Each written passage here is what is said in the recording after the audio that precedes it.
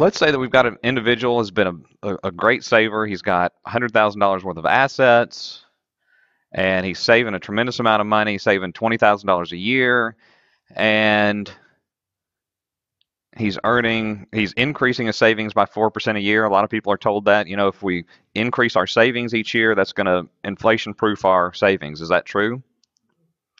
Sounds really good, though, doesn't it? Inflation-proofs the money that we put in there, but the problem is inflation, unfortunately, works on the whole pot.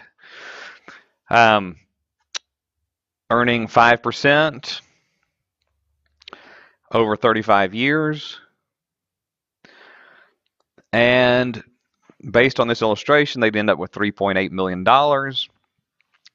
And they decide to go to a Dave Ramsey Financial Peace University so they can get them some financial peace. I mean, you can almost see the doves fly by, can't you?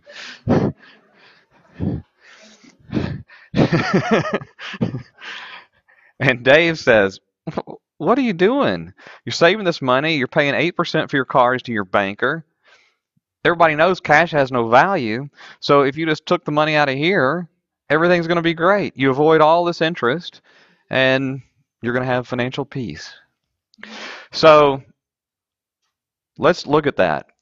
Year of first purchase 1, auto purchase frequency every 4 years, actual purchase price of $35,000. So that's what they're rolling back in each year and keeping the financing going. And right here over on the side, we see the results. We bought $315,000 worth of automobiles, and yet our account went from a future potential value of $3.8 million down to $2.9 for a difference of $900,000. How could $315,000 cost $900,000 under the Dave way? He told me I had no more interest cost if I paid cash, right? Is that true? What does Nelson say about what we buy? We finance everything we buy. And the reality is, it doesn't matter how we pay for it, we finance it. I can either finance it directly with a financial institution, or I can finance it with my future retirement assets. But one way or another, I'm going to be financing those dollars. So everything I buy, I'm going to finance in one way or another. And right here, we can see that Dave lied to us, believe it or not. He told me I avoided interest cost. What I avoided here was an interest payment, not an interest cost. Those are two entirely different things. And unfortunately, in the world of finance, many times the words get confused. He had one true statement. We avoided an interest payment. But to automatically carry that out to saying we've avoided an interest cost is totally incorrect. In fact, this can be a very devastating issue here. Do we think those cars are going to go up in value and in cost over time? Or are they going to stay at $35,000? Okay, if we just increase them by 4%, then that path turns into $1.5 million loss in the future. Do we have to pay sales tax on them? Yeah, in Texas, what, 6 1/4?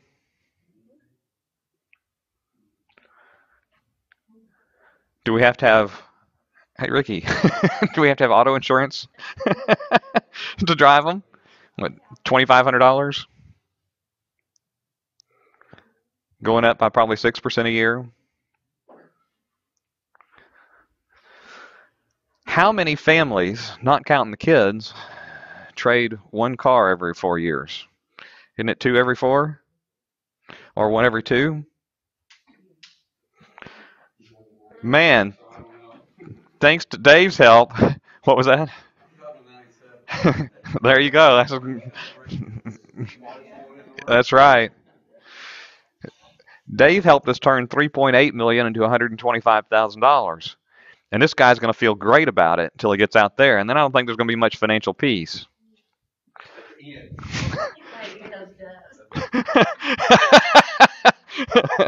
probably going dove hunting. Okay, so here's $3.8 million or close to it that's been lost over this time frame. And think about this. If he had never met Dave, Would he have found a way to make those payments to his banker? Yeah. So he'd have had the cars paid for and the 3.8 million, but because Dave told him how great this was going to be, what did he do with what he was paying his banker before? He blew it. It was all increased lifestyle.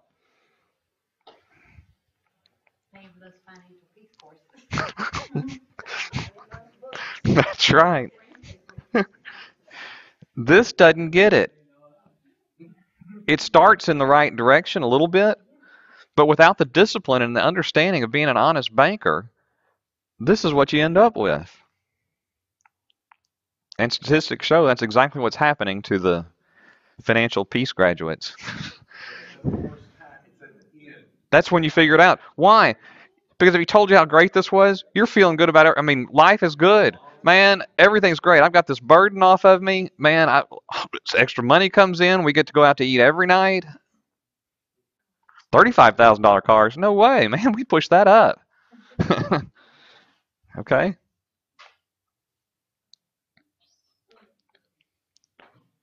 We finance everything we buy. And we need to understand that. And if we pay cash for it, it's got at least as much of a cost as anything else. But yet in our mind, we look at cash as having no value. And so we have to keep that in perspective. And we can see right here that cash has a huge value. $1.6 million in automobiles, $3.7 million in cost. And are we going to quit driving a car in 35 years? Kim and I were in Oregon this last summer, and we took a Segway tour. And the guys told us that there was a 98-year-old that just bought a Segway because he had had his driver's license taken away, and now that's how he's getting his groceries and getting back and forth.